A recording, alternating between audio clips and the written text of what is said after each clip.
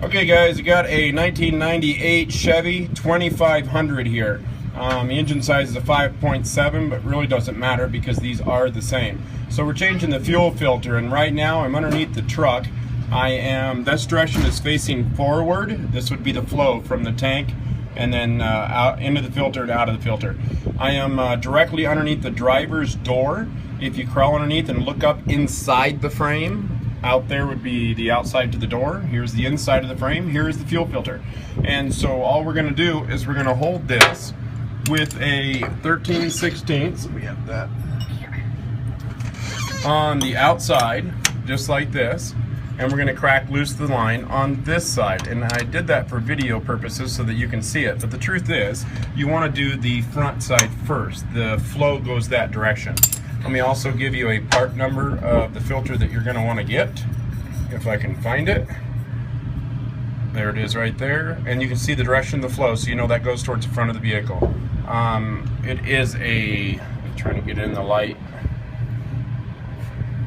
Let me just read it real quick. It is a PF3114. PF3114 for this vehicle. And honestly, this fits so many different years as well. So I think 90, probably lied to you, but I'm going to be pretty close. 94 to 99 is probably all the same. So anyway, there's something that we're going to do here. We are going to...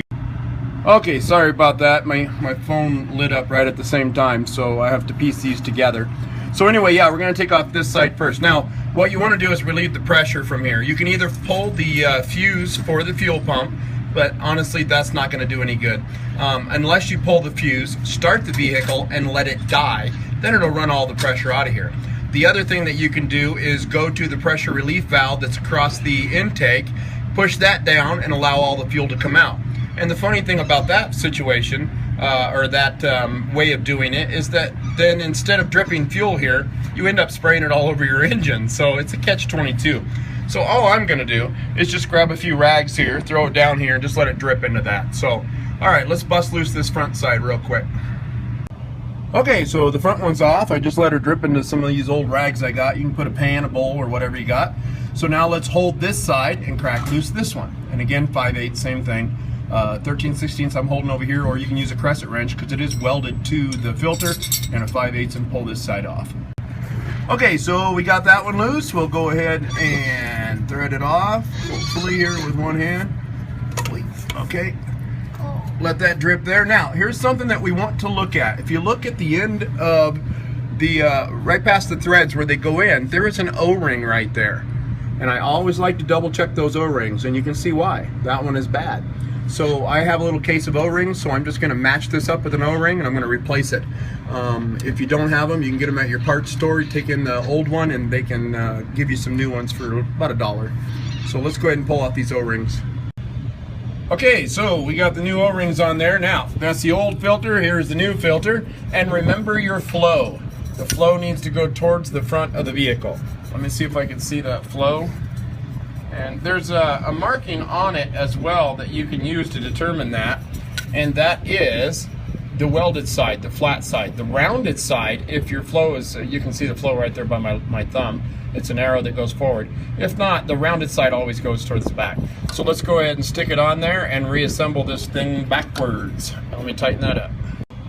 Alright, it's simple as that. We got both of them on now. Now, this vehicle used to have a clip that went around here, and yours may have one. There's a couple different styles. One of them will have a 10mm bolt here that you just break loose and you lift it up and this will slide out. Another one will have a 1/2 inch. And the third one for Chevy is two 10mm bolts on the top and bottom. On these brackets, you don't need to remove them. All you need to do is just crack them loose. And most of the time, if there's two, you just need to crack loose the bottom one only, because this will slide forward. That's the purpose of the rounded edge here and the flat edge here. So I hope this video helped you out.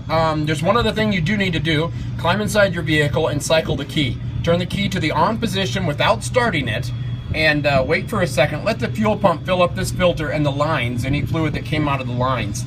And shut the key off, turn the key on again, shut the key off, turn the key on again, wait a few seconds, shut the key off. Do that about 3 to 5 times, and that will prime up everything in your fuel lines. And then at that point you can start your vehicle. So hope this video helped you out. Please click like, please click subscribe. Please click the link below if you need any of my other how-to videos. Just click my name under this video and it'll send you right to all my videos. So once again, thank you guys so much for all your great comments. Enjoy.